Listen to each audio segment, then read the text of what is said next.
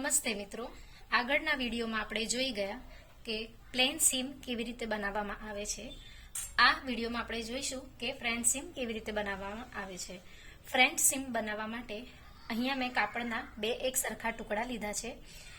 આગળ જણાવ્યા મુજબ આ વખતે પણ કાપડની રોંગ સાઈડ અને રાઈટ સાઈડનું માર્કિંગ કરી લીધું છે અને ગ્રેન લાઇન પણ દર્શાવી દીધી છે. ગ્રેન લાઇન એ ખૂબ જ અગત્યનો ભાગ છે કાપડની દિશા દર્શાવવા માટે.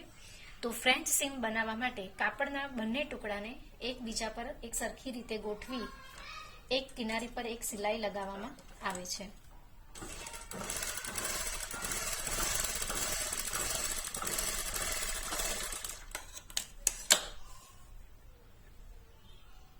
આ સિલાઈ લગાવ્યા બાદ કાપડના બંને ટુકડાને પલટાવી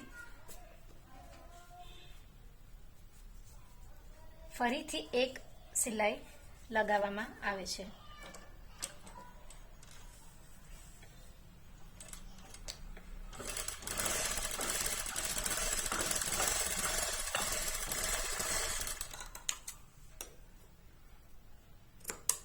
આ સિલાઈ લગાવ્યા બાદ મિત્રો તમે જોઈ શકો છો કે આપણે ફ્રેન્ચ સીમ બનીને તૈયાર છે.